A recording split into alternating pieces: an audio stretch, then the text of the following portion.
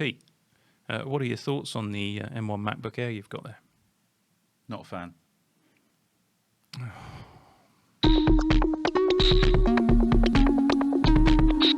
Well, it seems like the dad jokes are out in force again. It was a relevant dad joke. Relevant dad joke. Excellent. Relevant to what we're talking about today in our speed podcast. It is, yeah. So our podcast is shorter today. We're going to talk about the podcast and also our plans for WWDC next week. We'll do that at the end. We're doing a shorter podcast today because of the holiday weekend in the UK. We've got lots of work to catch up with, so we're going to aim for about 15 minutes. We'll see if that works out. We're going to do it. We're going to do it. Our main topic for today is to talk about the new iMac. And it's not a review. It's not a review. Because we don't have one. No. Nor, I don't think we're going to buy one, are we? I don't have any plans to at the moment. Well, let's talk about it, and that might become self-evident. I know someone who has, though. Do you? Yes, I do, and he's an idiot. Not just to clarify, not because he bought an iMac. You're just being unkind to somebody. Depends which iMac he's bought, and I suspect I know which one he's bought because well, let's get on to the topic at hand, Okay. and then I can probably deduce it. And if he's watching, let's see if I'm right. Okay, so Apple advertised the iMac, and this is very important. This is a key point. Apple advertised the iMac as starting from $1,299. Or £1,249 if you're in the UK. Right. And that's a key price point for Apple. And it's on all of their marketing and everything else. Now, if you go up by £200 or $200, you get to the next tier, if you like. Yeah. And if you go from that tier up, it's again another $200 or £200. Now, when you go from that sort of those three specifications, obviously you can customize your iMac however you like, but on the three specifications advertised on the Apple website, if you go from the middle spec up to the top spec, what does $200 or £200 buy you? All right, I've got a list here. So you get to double your storage from 256 gig to 512 gig. Yeah, so that's what you get for £200 or $200 at that point.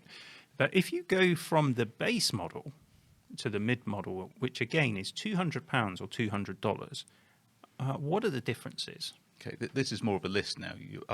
Some might have noticed previously that I was in list mode, but unfortunately I only have one item. I do have more items this time. Good. So the first thing you get is an extra GPU core. Yeah, so in this base model iMac, they're using the same binned M1 SKU, don't know where that came from. Binned M1 SKU with that you've got there in the entry-level MacBook Air. Okay. Yeah, Don't make me feel bad about it. So 7 GPU cores. In the real-world usage of these things, that's not really a massive, enormous difference that most people would notice. And I can understand why Apple would, again, want to use those. So basically, the M1 silicon that doesn't quite make the grade, they switch off a GPU core and they sell that in the entry-level models. Yeah. So they've done that on the MacBook Air. They're doing it on the iMac. If you're into gaming, I can't imagine you're going to be buying an iMac, but if you do like a bit of light gaming, then an additional GPU core might matter. Well, I virtualize Windows on this and play Call of Duty at 50 FPS, and it's fine. Do you, though? No. Oh. Just a thought. It's just as well car manufacturers don't have a similar treatment for their vehicles as CPUs. It's like, the brakes don't quite work as well on this one. We'll just call this the 3-disc model. That would be fun. Not for the driver. Anyway, let me tell you another difference. Yeah. And this is that on the next tier up, you get 2 additional USB 3 ports. So Okay. On the base model, you're getting the USB 4/Thunderbolt 3 ports, 2 of. And how many USB 3 ports on the base model? Because you get 2 additional on the middle one. So how many on the base model? No, that's it. You just get the 2 Thunderbolt /USB 4 ports, which I've got to say, on a desktop computer, is a little bit light when it comes to I/O. I would say just a little bit light. But of course, you can embrace the dongle life. And I imagine everybody who's bought the slimmest computer in the world to have a minimalist desk is going to want to have dirty great dongle hanging out the back of their new iMac. But there we go. So having those extra 2 ports could actually be worth the $200 all on its own. Yeah. Well, particularly when you think about the cost of a dongle, and as you say, the aesthetic, it would really bug me to have that hanging out the back of it. It would. And if you're going for a Thunderbolt dock, I mean, you wouldn't even get one for $200 or £200. No. And yeah, like you say, it doesn't make a lot of sense to me. It's not stacking up already. Not really. And the differences don't end there. They don't. Because on the middle model, you get some Ethernet. Whereas on the base model, you get Wi-Fi, don't you? But yeah, and the Ethernet is really nicely done on these iMacs because it's incorporated into the power supply, which is sort of remote from the iMac. That's pure classic Apple. Brilliant design, keeps it minimal, and it's gigabit as well. Yeah, so it's, well, you'd expect gigabit in this day and age. I'm just saying. But yeah, it's good. It's good. And it means that your power supply will probably sit under the desk where your Ethernet port is. So it's one less cable coming up onto your desk. Yeah, so nice and clean. Again, it's all about the aesthetic. If you want to have Ethernet on the base model iMac, you've got to embrace the dongle life and then have an Ethernet cable dangling off of the back of your dongle. I feel we're saying dongle too much in this podcast. And the word dangle as well. Hanging out the back of. Never dangle your dongle for anyone else's pleasure, Pete. Moving swiftly on. Let's talk about what else you get. Well, the keyboard is different. There's a Magic Keyboard on both. Yes, but you get Touch ID with the middle model. So you're not slumming it with having to type in your password some of the time. Indeed. You just literally touch the button on the keyboard and you're in. Which I have to say is great. I've wanted Touch ID to come to the Magic Keyboard for a long time. So it's great that it has, but not on the base model. Yeah. So you'd have to go out and buy that separately. And again, that's going to, I've got no idea how much that costs, but I suspect it's close to $200 or pounds. Should we just say £pounds from now on? Because it makes life easier, doesn't it? Pollers. What other little treat did Apple give for absolutely no reason whatsoever to the base model buyers? Well, you can get 3 additional colours. So you can go for a yellow, sort of canary yellow, a tangerine orange, or a purple, which, to my mind, means that if you're going for that middle or top end iMac, that basically precludes you having blue, green, red, or silver, because essentially what it will say to everyone is, I can't afford the nicer one. So if for example, you've got, I don't know, a blue iMac, let's just say you've got a blue iMac and you're really proud of it. Has your friend got a blue iMac? Chances are you've probably cheaped out and gone for the base model. We are jesting, of course. There's nothing wrong with any of those colours, and we do not support snobbery on the Constant Geekery podcast. That's a whole other channel. But it's interesting that Apple should do that because there's... Yeah. Well, we'll come to that. There's a serious point there, which is, Let's come to that in a minute. So those are all of the obvious differences. I say obvious. If you got to trawl through the specs, but then those are the differences. But there is another significant difference between these iMacs, and that's on the inside. Yes, and this is where my dad joke comes in. It is, yeah. So the base model has a heat sink over the CPU or the chip, sorry, and a single fan to vent it. The next model up is the model that Apple then actually showed at the launch event. So you have the heatsink with 2 fans, and they're connected together with a heat pipe. So the heat pipe transfers the heat. The fans are then able to dissipate it. So you get a much better cooling solution in the next model up. And we know that cooling equals performance. It does. What does that do for the performance? It depends on whose testing you believe, but I suspect it's probably about 10% additional, or 10% less, peak CPU performance on the base model. Now, let's just be clear here, because the same thing applies to the MacBook Air. There's no fans at all in the MacBook Air. No. So the iMac should presumably perform better than the iMac Air, but we have managed to thermal throttle this MacBook Air. First time we used it, in actual fact. Yeah. And then I got lambasted for saying, it's jumping and it's getting laggy. And lo and behold, then people actually tested them rather than going, "Oh, it's lovely," and found out exactly the same thing. Yeah. We're not salty at all about all of the people putting up reviews without actually testing the machines, Yeah. just because you want to be first up with your review. So I think for most people, this isn't an issue. If you're buying a home computer, the base model iMac is absolutely going to be a brilliant computer. So It is. We're not knocking anybody who buys the base model iMac apart from in fact, our mutual pal, Yes, I should say. yes. But I was trying to distance myself from the repercussions of this. But there's nothing wrong with it. I'm just having some fun at the expense of a friend.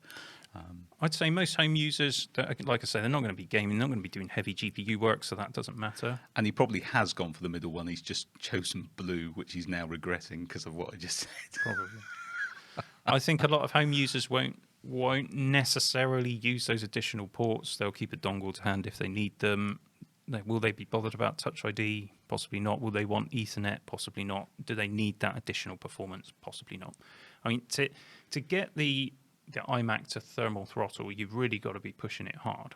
So we're talking about sustained loads here. But I suspect that there will be a large demographic of people who would go out and buy this iMac and use it for creative stuff like photography, like video, like music production, things that will push the machine hard. And if you're going to do that, then you're probably not going to want that base model. To be clear, as you said, this has not got any fans in it. So the performance of this entry-level iMac will be better than the equivalent MacBook Air because there is cooling. I should say sustained performance. Sustained performance, thank you. Yeah, that's really important. But as you say, Dave, if you're doing any kind of creative works, there will come a point where actually you find gigabit Ethernet is a really useful thing to have, or those additional ports are a really useful thing to have. One of the reasons I don't use this as my daily driver, particularly for video editing, is it's just got the 2 ports and it's just impractical. Mm-hmm. Yeah, so I'm sure there's courses for horses, but this isn't really our point. The base model is going to run hotter.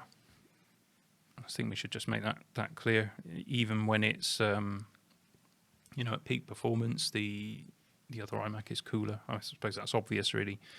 And if it's running hotter, that means the fan will be on more than it will be in the other model. So potentially noisier. Potentially, but then there's only 1 fan versus 2. But it's all a bit of a trade-off. I mean, the thing that irritates me about all of this, and the reason why I wanted to talk about it today, is it's that $200 pound step up gets you. Let's just run through that again. You get the additional GPU core. You're getting Ethernet on the power supply. You're getting 2 additional USB 3 ports. You're getting Touch ID on the keyboard. You're getting access to the premium colors, I guess. And it just feels like, and that better cooling. It just feels like that's a huge jump for that amount of money compared to the jump from the middle model up to the top model and what you're getting for that. And Apple doesn't do anything by mistake. So they've deliberately hobbled the base model to offer it at a price point that they don't want to offer it at, really, to encourage people to actually spend the extra money. So I'd say, really, the iMac starts at $1,500 or £1,450. I think you've got to look at them as actually being 2 different machines, really. But, others would argue what Apple is just the masters of marketing. And actually, this is something they've always done, which is they have. There's other examples of this. And, a lot of companies do it. They use magic numbers, magic price points to... That's why when you go into, some kind of boutique and there's loads of, I don't know, let's say Prada stuff. Most Prada stuff the average person can't afford. But what they'll do is they'll have a belt or a wallet or something like that that's maybe £100 or $100. And you think, oh, that's attainable, I can get that. And it says Prada on it. And it's marketing. It's just a way of getting people to buy something that is attainable that they wouldn't otherwise have. And Apple are great at it. Yeah, which is nothing to be proud of if you're Apple, I don't think. I think you gave your game away with the colours as well, by the way, Apple, because that to me just shows contempt for people who are buying the cheaper model. There's absolutely no reason whatsoever why Apple could not give you the full range of colour on that base model, other than the fact that they're penalising those who can't afford to pay the upgrade. It would be really interesting to see the analytics on sales of how many people buy the middle models but choose one of the base colours. Very interesting. I just want to quickly price one up in a spec that I would actually be happy with. So I know that we're possibly running a little bit longer than we said we would, but I think it's important to do that. Surprise. I wouldn't have one with less than 512 storage in. Okay, so you're going to go for the, So I'm the going to go for third the top tier one. Yeah, Okay. so we're going to start at $1,700. Okay, let me just select that one. Kind of makes you an idiot as well, but go on. Well, yeah, possibly. Hang on. Again, another recent friend did this. I'm going to go for the 1 terabyte of storage just because. So I'm going to put 16 gigs of RAM in because it's an iMac and you're spending getting on for $2,000 for it. You should have 16 gigs of RAM. This is 2021, after all. I would personally have the Magic Mouse and the Magic Trackpad because I use both. Yeah, can I just say something though? Why is the Magic Trackpad an extra £50 over the already exorbitant Magic Mouse? Because Apple. Well, I know that. It was a rhetorical question. So if I price up a spec that I would be happy with, I'm at $2,028. Now, that to me is too much money for what is the small iMac. And maybe we'll have to wait and see whether Apple have got a bigger iMac coming. I suspect probably not at WWDC, but there we go. Anyway, that's nicely segues us into WWDC. When's that then? That is Monday next week, so June the 7th. And I believe it starts at 10 a.m. PDT, and that would be about 6 p.m. here in the UK. Now, what we plan to do is to do a live stream for coverage at the event. A few of you, well, at least one of you said that you would be interested. I think there might have been 2, or at least one was mild. One was, yeah, we'd like that, and then the other one was like, I might tune in. Okay. 1.5. It will be just me and Pete and the 1 or 2 that join us, but nonetheless, we shall be doing the live stream. We'll start about an hour before.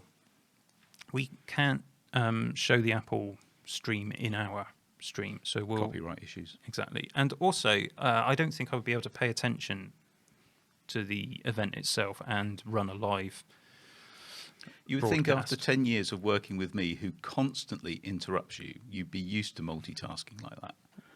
I think this may be a stretch too far Okay. to deliver the kind of quality content we'd like to. Obviously, we don't deliver the kind of quality content we'd like to. You beat me to that one. So we'll switch off, basically. We'll watch the event, and then we'll go back onto a live stream afterwards to sort of give our thoughts and answer some of your questions, if any of you are watching, and in the comment section, obviously. And important to say, we're going to be doing this on the main channel, not the podcast channel. So that's youtube.com/constant geekery, because there's more of you there. There is, and also we can do the... Comments and stuff. Yeah, I'm not sure we can do that on the other channel yet. So that's where we'll be doing it. The live stream afterwards, we'll take the audio from that and we'll upload that as the audio podcast. So if you're listening to us on Spotify or iTunes or anything like that, then you'll get that sort of after show bit. Probably put it up on the Tuesday. And that indeed is also going to be our schedule when it comes to podcasting. Tuesday is a better day for us. So typically we'll be recording on a Tuesday morning and it will be up sometime on Tuesday afternoon. We usually aim for about 4 p.m. UK time. Doesn't always work out that way. Yeah. So for all of those of you that have said you enjoy, on a Monday evening doing your cooking or listening to the Constant Geekery podcast, you need to adjust your meal planning now to make that a Tuesday. Sorry about that, but needs must and work and all the rest of it. And that really is it for this episode. We'd be very interested to hear your thoughts on this issue of the Apple iMac tax, is what I'm going to call it. Are we being curmudgeonly? Are we mocking my friend unnecessarily? Or... Well, you are mocking your friend unnecessarily, Pete, I think. It's always necessary. But the point is, do we have a point, or are we just being curmudgeonly? Be very interested to see your views on it. And perhaps you've bought an iMac, in which case let us know how brilliant it is. I'm sure it is absolutely fantastic. I've had almost every iMac ever made, and I have to say I've never been disappointed with an iMac. He's I thinking haven't. now. No, Well, they- apart from the one we bought for the reception out there, which is a pile of poo, but because it's the bottom spec. But other than that, I've never been unhappy with an iMac. So you just reinforced the point. That I probably did, Yeah. yeah. Anyway, I guess that's it really, and That's it. probably about 15 minutes. Bit Excellent. more. Lovely. We achieved it. Well, thanks for watching / listening, everybody, and we will see you hopefully next week for the live streams of WWDC. Cheerio. Cheerio.